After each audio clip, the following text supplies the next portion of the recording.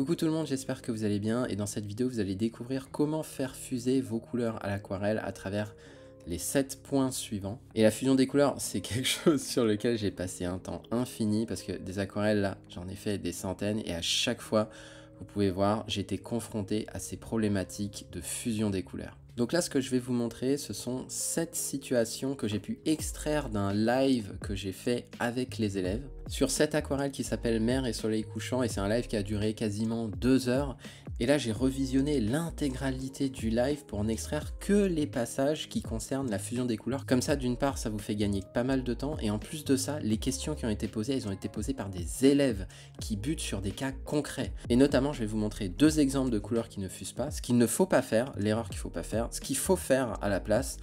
Et le problème quand vous passez du coq à l'âne, et en fait pour moi le coq à l'âne, c'est lorsqu'on passe d'une couleur à une couleur différente, et parfois lorsqu'on a 2 couleurs très différentes, elles ont du mal à fuser.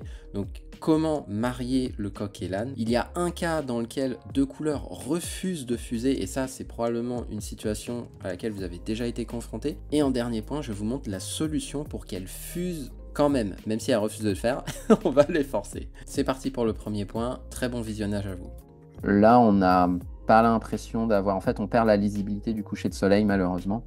Alors que ici, le traitement de l'eau est super bien. Le traitement du sable aussi. Là, c'est pareil, on a une texture sur l'eau qui est top.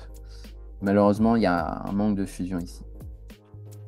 Et puis là, on perd aussi un peu la lisibilité. Donc, il faut faire attention aussi à ce point-là.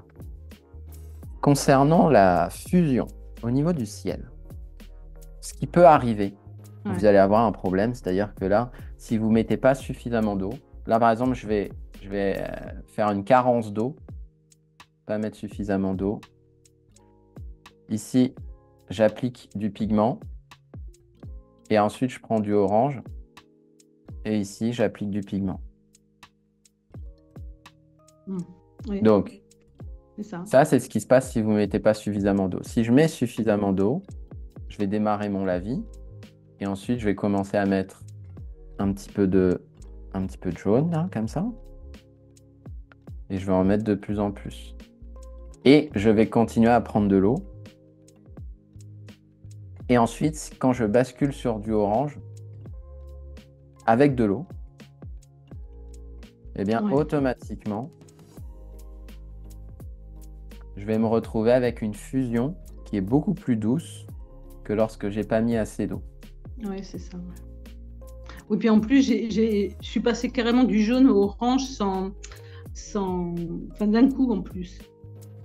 Ouais, d'accord. C'est-à-dire que tu vois, j'ai pas augmenté, mettons, le orange, voilà. Donc ça fait mûr, quoi, en fait. Ouais, bien sûr. Ouais. Ok. Vous n'êtes pas obligé de faire des transitions longues entre le orange, le jaune, etc.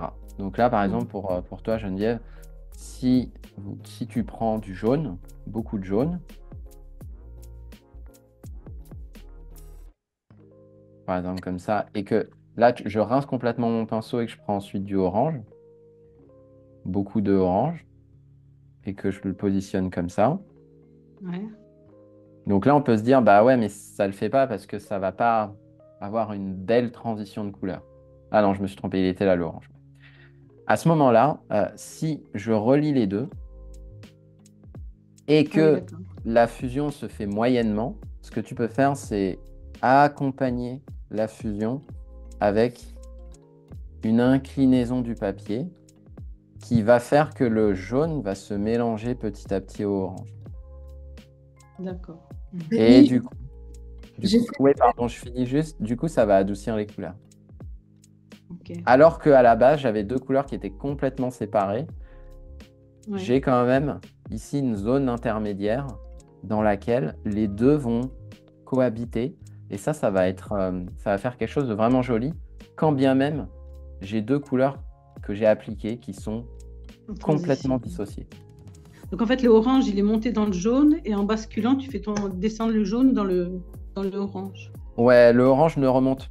En fait, le orange parfois ne remonté remonte pas dans le jaune, mais s'il le fait, tu peux compenser en inclinant ton papier. Ouais. Ok. Ok, merci. Rémi, j'ai fait l'exercice en même temps que toi. C'est Sur la outre. partie de gauche, je trouve que ça va. Sur la partie de droite, effectivement, on sent les traits. Et sur la partie de droite, effectivement, le jaune n'a pas réussi à s'intégrer au orange. Est-ce que quelqu'un a la réponse sur pourquoi le jaune a du mal à s'intégrer au orange? Je pense qu'il n'y a pas assez de pigments. Où ça? Dans le jaune ou dans le orange? Le jaune, Dans le jaune. je D'accord. pense les deux. Peut-être. Ou pas assez d'eau. Pas assez d'eau dans le jaune ou dans le orange? Dans le... Si on met trop d'eau dans le orange, il va remonter, non? Si on met plus d'eau dans le jaune, dans le orange que le jaune, ça remonte, non? Si on met plus d'eau dans le orange que dans le jaune, oui, ça va remonter. Le orange va remonter. Ça va créer des auréoles, un petit peu comme ce qu'on a ici. Ouais. Donc en fait, c'est dans le jaune alors? Non, potentiellement, C'est c'est pas ça. dans le orange. C'est dans le orange. Il y avait... Ouais, pourquoi c'est potentiellement dans le orange? Alors après, moi, comme je te vois pas peindre, je peux pas te donner la réponse avec exactitude, hein. Mais c'est une supposition que je fais. C'est que si ici, je suis sur du jaune, et que je mets de l'eau, comme ça, et qu'à côté de ça, j'ai du orange, mais qui est trop sec, comme ça, là je l'assèche un petit peu volontairement, hein, j'exagère le trait. Quand je vais les fusionner comme ça, quand bien même j'ai de l'eau dans le jaune, il ne va pas se mélanger au orange. C'est pas grand-chose. Ouais. Donc ici, ce qu'il faut, c'est mouiller la partie orange. Remouiller cette partie-là, parce qu'elle est trop sèche. Et en la remouillant, je vais homogénéiser l'humidité entre le jaune et le orange. Et après, je vais pouvoir incliner le papier de telle manière à ce que le jaune s'intègre dans le orange. Voilà. Donc après, il ne faut pas hésiter à l'incliner fort, mais là, le jaune commence à s'intégrer dans le orange. Donc je pense que c'est ce qui s'est passé, Mireille, sur ton cas. Et effectivement, tu pourras mettre aussi plus de pigments dans ton jaune.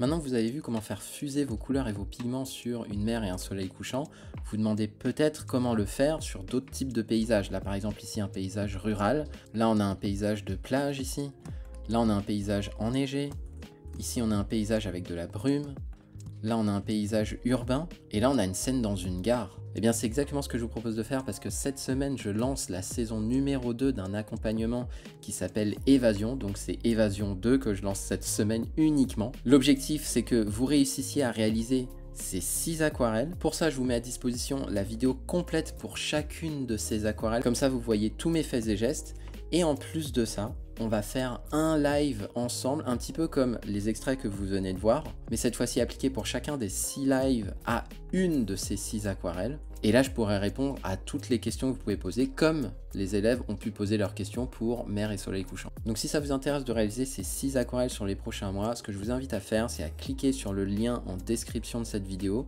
Vous allez atterrir sur une page où vous aurez juste à renseigner votre adresse email, et là vous aurez la présentation complète de la saison numéro 2 de Évasion. Merci et à très vite.